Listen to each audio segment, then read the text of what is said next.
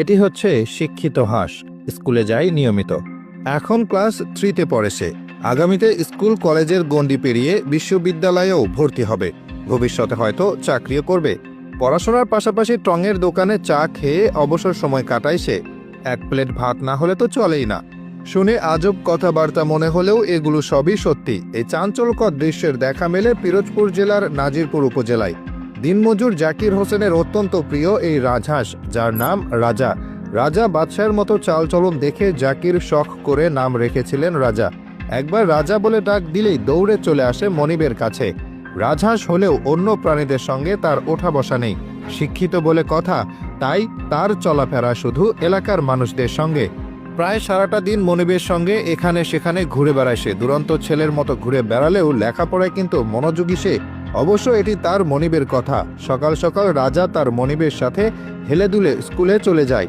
সোজা গিয়ে ক্লাসের বেঞ্চে বসে পড়ে। অন্যান্য বাচ্চাদের সঙ্গে শিক্ষকের কথা শোনে মন দিয়ে। পড়ার বিষয়ে একদম সিরিয়াস। ডাকাডাকি করে সহপাঠীদের বিরক্ত করে না কখনোই। স্কুলের শিক্ষক শিক্ষার্থী সবাই পছন্দ করে রাজাকে।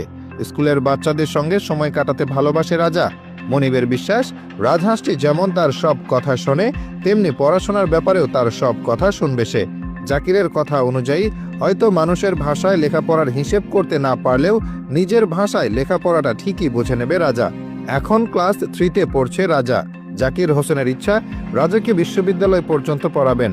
জাকিরের এই আজব ইচ্ছার কথা শুনে একটা সময় এলাকাবাসী হেসে গড়িয়ে পড়ত।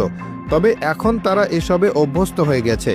চায়ের দোকানদারদের সঙ্গেও রাজহাঁসটির দারুণ বন্ধুত্ব, কেননা কড়া লিকারের চা রাজার খুব পছন্দ।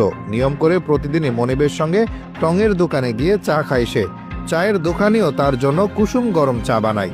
সেই চায়ের কাপ মুখের সামনে ধরতেই ঠোঁট ডুবিয়ে চা খেয়ে ফেলে রাজা। তাই লোকে তাকে মজা করে চাখোর বলেও ডাকে।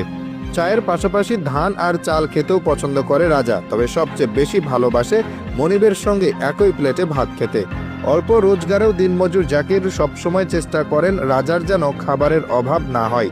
দিনভর পরিশ্রমের পর যখন তিনি বাড়ি ফেরেন, তখন তার মনে চিন্তা থাকে কখন রাজার সঙ্গে প্লেট ভর্তি ভাত নিয়ে বসবেন। দুটি রাজহাঁস কিনেছিলেন জাকির হোসেন, যার মধ্যে কিছুদিন পর একটি রাজহাঁস প্রাণ হারায়। আর বাকি হাঁসটির সঙ্গে ভাব জমে ওঠে জাকিরের। বাইরে থেকে বাড়িতে আসার পর মনিবের কণ্ঠ শুনতে পেলে দরজায় চলে আসে এই রাজহাঁস। এছাড়া তাকে বেশি সময় ধরে না দেখতে পেলে ডাকাডাকি শুরু করে দেয়। রাজা বলে ডাক দিলেই সাড়া দেয় এই রাজহাঁস। জাকির হোসেন জানিয়েছেন তিনি এই রাজহাঁসটিকে কোনোভাবেই বিক্রি করবেন না। হাঁসটি যেন সত্যি সোনার ডিম পাড়া হাঁসের মতো।